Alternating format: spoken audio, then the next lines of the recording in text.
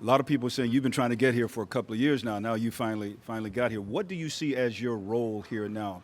Is it teacher, starter, supporter? What do you look at as your role now? I think it's everything, all of the above. I'm not defined as in one thing. Coming here, Magic and I talk, Rob talk to me. I'm just here to bring what I can to the team, the intangibles, obviously be a leader, hold guys accountable, and bring the championship mentality. Rajon, over here. First of all, welcome to LA. You being the floor general that you are and creating opportunity for other players, what are some of the things that you're seeing in the younger players and some of the things that you're going to teach those intangibles to the younger players as the season progresses? I think the attention to detail, I believe, as far as being in the right position defensively, offensively, knowing how to move in space well without the ball. I can go on and on with things I'll be able to teach those guys, but for the most part, I want to do it with film. Consistent habits, continue to work on those daily, and continue to try to go to the bigger picture. Understand we have one common goal, and we got to all make sacrifices to get to that goal. Hey, Rajon, LeBron was talking about years ago playing against you, and just you both see the game a certain way. He said there's only so many guys that can think it like that, and he wondered what it would be like to have a teammate that could be on that same page. And I know it's just been a couple of scrimmages, but how do you think that could play out? What kind of advantages could you guys get from that? I'm excited about that opportunity to play with a guy that is on that level of excitement and understand how to break down the game physically and mentally in a quick second. So LeBron is one of the greatest IQ players that we've ever seen in this game today, and being on the floor with him, I'm sure is going to make everyone else, even myself, a job a lot easier. And that's what I'm here to do as well, is bring here, make his job a lot easier. Make the young guys understand what we need to do as a team to win games. Hey, Rajon, I want to ask you a quick question. I saw some family here with you today while kind of walking around, and kids always keep it very honest with you. What do they think about you being a Laker now and playing with LeBron? Well, my kids were too young. I think my daughter was just born when I won the championship in Boston. So other than that, they haven't seen me in the green uniform. So a couple guys here that was on Lakers staff said something to me earlier as far as they're not used to me in this color. So I'm not either, but I'll get comfortable in next couple of days. LeBron was talking a little bit about how cerebral of a player you are, and how that's one reason that he's always wondered what it would be like to play with you because of how you see the game.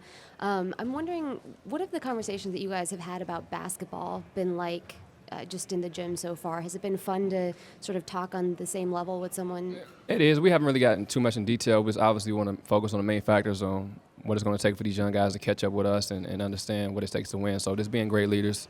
Obviously, communication is very important between both of us, and obviously passing it down to the young guys. So, like I said, no disrespect, no knock to any of my teammates in the past, but Kevin Garnett was probably my favorite teammate as far as communication-wise. The first thing I know is about Kevin, the first day we played a pickup, 2007. It was crazy how loud he was talking on the floor. So I'm excited to get back to that moment to where someone behind me is talking defense, talking to me where I need to be on the floor, pick coming left, flare right. So with that being, having a safety or a linebacker behind you dictating and telling you everywhere to go, it's going to make my job and everyone else's job a lot easier. Hey, Rajon, right over to your left. My left? Yeah.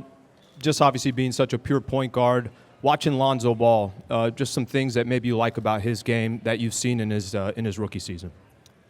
The intangibles, he obviously can do it all, but I love that he's a very unselfish player, and people don't really understand that the ball gives you energy, and if you're a point guard that shoots 28 times a game or you're dominating the ball every time down the court, the guys running the lane 3 or 4 times haven't touched the ball in a while, the body language could start to drop, and now defensively they're not giving you the energy that you need. So watching the young guy at that age, particularly I think he's 19 or 20 years old, being able to share the ball and he's not about himself is very refreshing to understand that there are still point guards that are coming up that want to play the game the right way.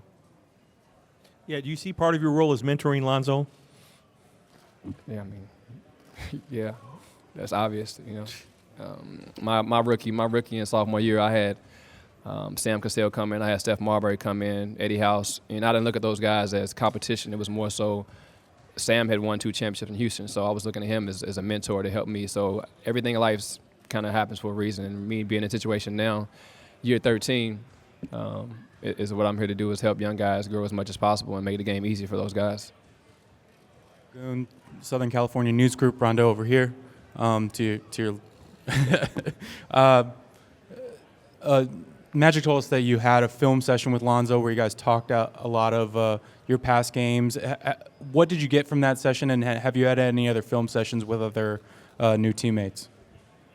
I learned that Lonzo was really quiet. He didn't say much at film session. And that, as a rookie or a second-year player, you obviously want to sit and observe. And when Magic was talking, I was quiet as possible, writing down my notes. So, like I said, it's going to take time to develop the chemistry and the relationships, but it's a process. We've already started it. I've watched film with Kuz as well, and he actually reached out to me, a couple of days, and we're trying to get our schedules together, but we finally were able to sit down and watch about 45 minutes of defensive clips. And it's a quick story. The one thing that already jumped out, noticed about me about Kuz is that we had a film session that day in particular. We came down, we played pickup, and that night, this kind of reminded me of myself. And that night, Kuz sent me a text message of him watching film of us playing pickup, and he was like, "Is this what you meant?" What I told him upstairs in film. So this step right there already was like, he's on my good side, and it shows where he wants to be and grow as a player. So I'm very excited to work with young guys that's that hungry. I don't know how many second-year players I watch him pick up film and critiquing himself, 3 months, or not 3 months, but 2 months before the season starts. So I think we have a lot of room to improve, and I'm looking forward to working with these young guys. Rondo, right here. Last year, the Lakers on several occasions outplayed what the box score would indicate. With that said, what intrigued you about coming here? Because I know there were a lot of people that wanted you to play for them. So what intrigued you about the young roster, and what stood out to you? Well, it kind of reminded me of my team in Boston. I don't want to go back to that. We lost 18 straight my rookie year. But the thing about it is we were in a lot of those games. And with young teams, it separates the good teams and great teams is to be able to close game situations. And now you have a guy like, LeBron James, myself, able to help these guys understand how to finish games and what's important, coming out of timeouts, how to execute. So it's so many little things that this team can take so many more steps ahead to finish those games and obviously flip the record. And we want to contend and be a better team this year. So just closing games, those guys, obviously they outplay a lot of teams in the box scores, but, 2 or 3 minutes, it might be a lull where they don't get a stop or they don't make or get the right shots, turnover, little things that add to losses versus wins. Rajon, to your left, obviously asking even right now a lot of questions about basketball IQ and things like that. How much of those things are intuitive, and to what degree can those things be taught and demonstrated to other players? I'm very blessed. I see it in my kids, how they, my son, he watched film with me since he was like 3 years old, and he just wants to learn. He's a sponge of me, obviously, but my coach Doug Bibby, I have to give him a lot of credit. We started watching film, we broke it down in high school, and as a high school player, it's ugly to see your mistakes, even as a pro. And when you're a high school player, you think you know it all, but when coach pulls out the film, he slows it down, and you understand that the film doesn't lie, and continue to grow and be a player, and you got to be honest with yourself. So, Rajon, to your right, Chris Mannix with Yahoo. You've been a high-level starter since your rookie year, and you did an incredible job last year in the playoffs with the Pelicans. How important is starting to you with this team? Whatever role coach gives me, whatever role this team wants me to play, I'll play it. Whether it's starting 15 games, getting benched for 8, I've been through it all in my career. I've been through Sacramento, Chicago, Dallas. So I'm ready for anything. And everything, like I said, to this point in my career, has probably put me in a situation where I can excel this year and continue to blossom and be a great mentor and a great basketball player the rest of my career.